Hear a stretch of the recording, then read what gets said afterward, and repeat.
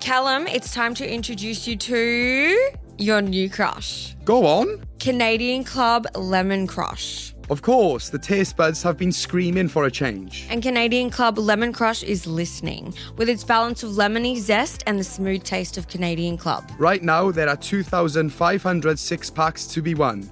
Scan your can or enter online for a chance. And always drink responsibly.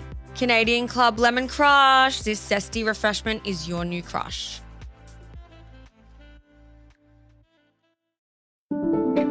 I'm Ruby Jones, and you're listening to 7am.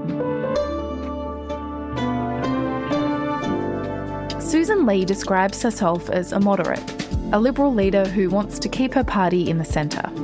But last week, after months of internal pressure, she led the coalition to formally abandon its commitment to reach net zero emissions by 2050, a target first adopted under Scott Morrison, arguing that dropping it is the only way to deliver cheaper power bills. The decision has pleased Conservatives inside her party, but it's also raised questions about what Ley herself really believes on climate and the future direction of the Liberal Party. Today, Sussan Ley, on why the coalition walked away from net zero and whether she can hold her party together.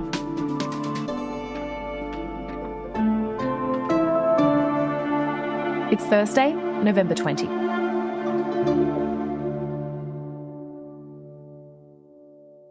Sussan Ley, welcome to the show.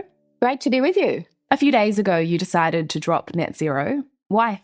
Well, Australians deserve affordable energy and responsible emissions reduction, and the Coalition believes that we can do both, but affordable energy must come first. So the trifecta of failures under this government, with prices up, reliability down, and emissions flatlining, are all you need to know to absolutely understand how Labor's energy policy is a train wreck.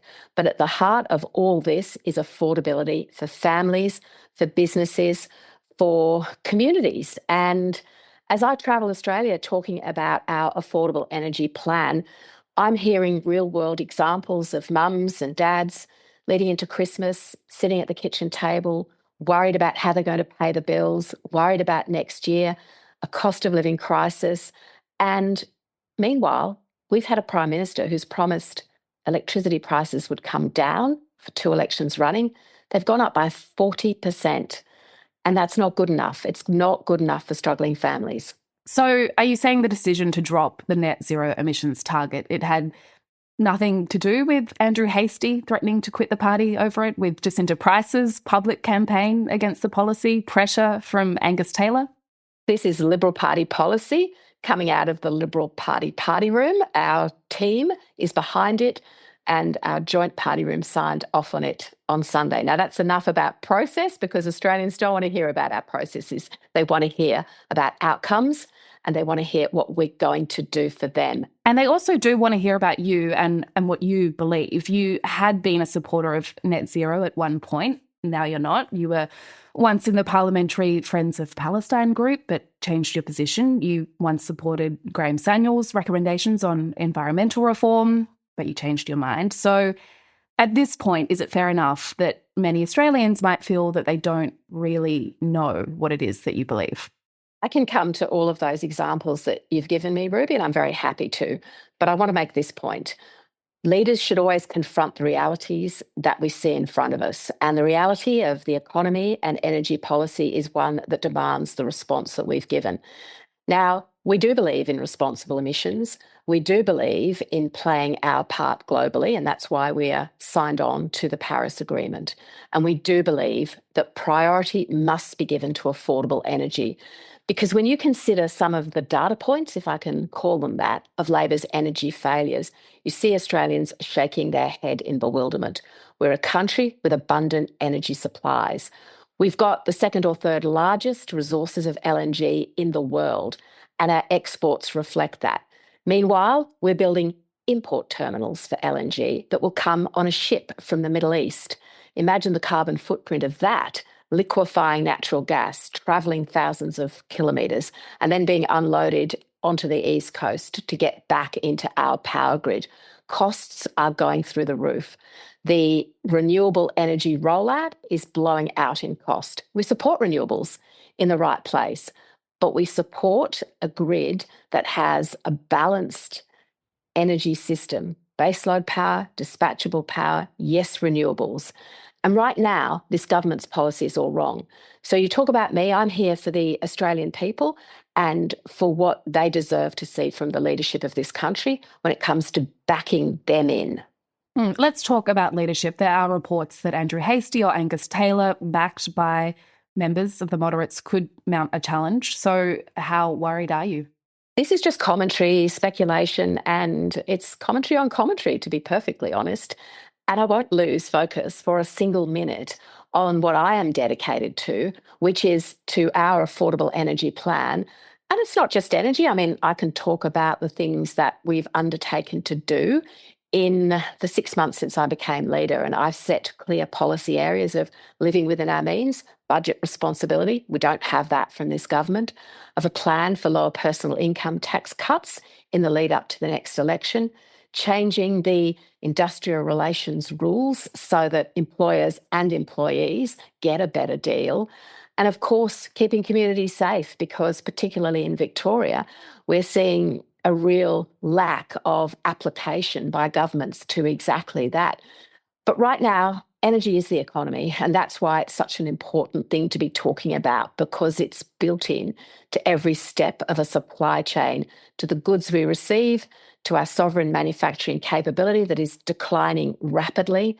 Do we really want to be a country where we don't make things in Australia anymore? Unfortunately, that's where we're heading, with 1,900 manufacturing businesses closing since Labor came to power, and everyone feeling the pressure. So the message on energy is central to my leadership in terms of how we present to the Australian people, because I'm here for families. I'm here for Australians who are struggling. Would you like to comment any more directly? I mean, I'm curious as to what you think of Andrew Hastie. He posts a lot on Instagram, but he's been criticised for being absent during the last election, for not effectively arguing on his portfolio of defence. So would he be a good Liberal Party leader, or do you worry that he might be a bit lazy? Every one of my colleagues has participated in the policy direction that we have, and the policy that we announced on energy came out of a party room where we were all participating. And the Nationals and the Liberals met, and this is coalition policy. And I'm pleased and proud of every single one of my team and the role that they play. And the fact that I said from the beginning as leader, I would enfranchise every single person to have their say and contribute to policy. But you know what, Ruby, Australians, I don't know whether they necessarily want to hear about this in the bubble, in the Beltway stuff. I think what they need to hear from us is what we're going to do for them. And it's vital that we demonstrate, as we are with this plan, what we are going to do for them. And that is have a plan that brings down power prices so we can have affordable energy for households, and so that we can be a country that makes things again. And I think of my 6 grandchildren, I think of the next generations, and I think of the fact that they are set to inherit a lower standard of living than their parents and grandparents, and that is just not right. And when you consider that housing is just so important for the future of young people and for our standard of living, and that everything that goes into building a house is getting more and more expensive under this government's energy policy, where you're punished if you make in Australia steel, aluminium, cement, plastic, glass, bitumen. So these supply chains are going offshore. Do we really want to be a country where we bring everything in on a boat from China? Do we really want a situation where we don't make the vital ingredients for our manufacturing industrialised base going forward, and we're able to offer houses that are affordable to all Australians? That's what our energy policy is about too. Let's talk about the energy policy, because the industry, so the International Energy Agency, the CSIRO, the Australian Energy Council, which represents major energy companies, they all say that transitioning to renewables is the cheapest path for Australia. Well, transitioning to renewables, as done by this government, is clearly not the cheapest path. Otherwise, electricity prices, power prices wouldn't be going up by 40%, and gas prices wouldn't be going up by 40%. So the first point to make is the government has got it wrong. Already, they've spent $75 billion on the energy transition, and the Business Council has forecast that it will cost another $530 billion to get to the 2035 targets alone that they have recently talked about. But when they announced those 2035 targets, they didn't say how much they would cost, and they didn't have any credibility surrounding them. So what we're dealing with is what I said at the beginning of this conversation, the actual economic reality that we're facing and how we must get energy affordable for Australians. And I support renewables, we support renewables, but the transition has to be managed in a way that puts affordability front and centre. So what is your answer to the question then of how will abandoning a net zero target deliver cheaper gas?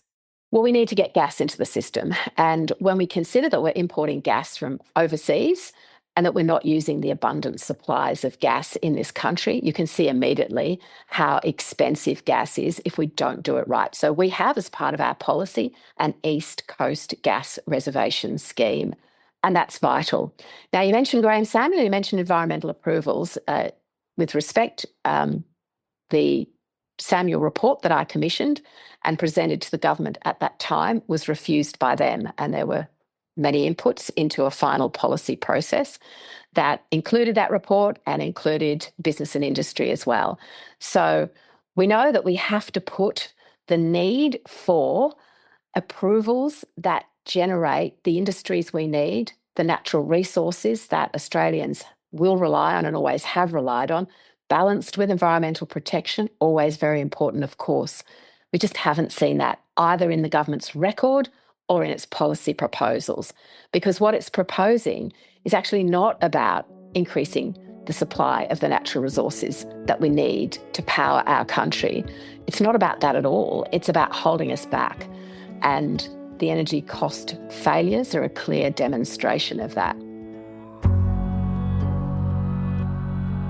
Coming up, why Sussan Ley says she's not going to pay attention to the polls.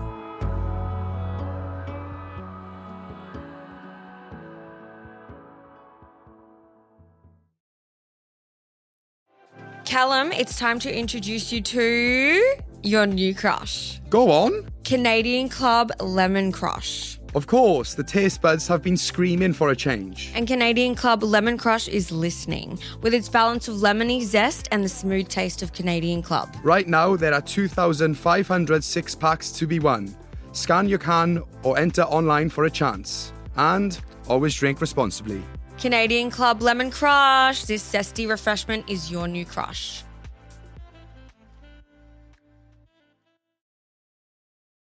Let's talk about public support for the coalition under your leadership right now. I don't have to tell you how bad the polls are, but as well as that, One Nation is right now enjoying its highest support ever. And many of their new supporters, I think is safe to presume, are ex-coalition voters. So why do you think those voters are leaving?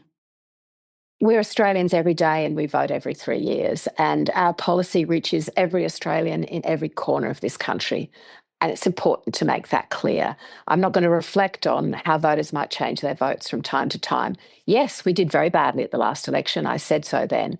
And then I said about developing a serious, compelling policy agenda that answers the questions that Australians want answered. How are we going to support our families, maintain our small businesses, bring up our children in the country where they have a higher standard of living than we do? How can we bring affordable energy to every step of the process? So these are important policy areas, and ones that my team and I are fighting for on behalf of Australians. You've been widely regarded as a moderate leader of the Liberal Party who doesn't want to see the party lurch further to the right. But can I take you back to January 26 of this year? You said that the colonisation of Australia was like Elon Musk going to Mars, and the first settlers were like astronauts. So is comparing First Nations Australia to Mars your idea of moderate? I think I would encourage you to read the entirety of my speech because the takeout there is not the correct one. And I said in that speech, well, I reflected, as I always do, on the three great strands that make up modern Australia. Our first Australians with all of their history, culture and heritage, our European settlement, and our modern migrant nation. And those three strands are interwoven through every sector of Australian society today. And clearly, we didn't get it all right at the time, and we need to be clear-eyed about that. So for those who quite frequently might just quote one or two sentences from a speech I made, I always encourage them to read the whole speech and the whole context. At the time, you stood by those comments. It sounds like you still do. Yes, I do. Just finally, back to net zero. For many voters, walking away from net zero, it equates to walking away from climate action. That's how they see it. So without that emissions reductions goal in place, how will the coalition reduce emissions enough to combat the catastrophes, the very real catastrophes of climate change? We'll reduce emissions year on year on average in line with comparable countries and as fast and as far as technology will allow. And that is part of our plan. Our plan is about responsible emissions reduction. And I do care about the climate. And when I was elected, I said I would meet middle Australians, young Australians, old Australians, rural, suburban, everyone, everywhere. And I've done that. And I have heard people's concerns. But what I've also seen is government policy and how it's genuinely letting down people who are concerned about the climate. I have that in mind when I look at the next generations and my own grandchildren. What we've got is prices going up, reliability going down, and emissions flatlining. And I talked about the supply chain of building products to build houses in Australia. And I'll give you another example. If we're pushing that supply chain offshore so that we're importing what we need to build houses increasingly over time, then that's not helping reduce emissions globally because the emissions in the production of those parts of building a house all go offshore. So we have to be clear-eyed, we have to be honest, and we have to look at how Australia can responsibly play its part while remaining committed to the Paris Agreement, which is about the global challenge of climate change. Sussan Ley, thank you so much for your time. That's a pleasure.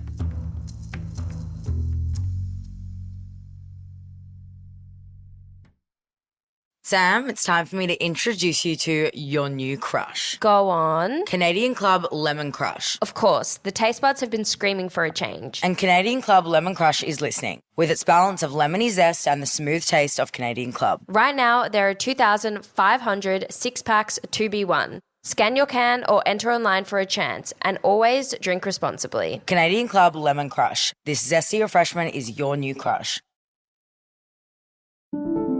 Also in the news, the US Senate has approved legislation to force the release of Justice Department files on convicted sex offender Jeffrey Epstein following a vote in the House. It's an outcome President Donald Trump had fought for months, dismissing criticism of the government's handling of the Epstein case as a Democrat hoax, before finally ending his opposition, saying he'll sign the measure when it reaches his desk. Survivors of Jeffrey Epstein gathered on Capitol Hill to watch the outcome of the vote. And police and courts will be given greater powers to combat public displays of Nazi ideology in New South Wales following a rally outside State Parliament earlier this month. The rally saw a group of about 60 men clad in black displaying a banner calling to abolish the Jewish lobby and chanting slogans associated with Hitler Youth. The New South Wales government says it'll move to ban conduct which indicates support for Nazi ideology without reasonable excuse and in public. I'm Ruby Jones. This is 7am. Thanks for listening.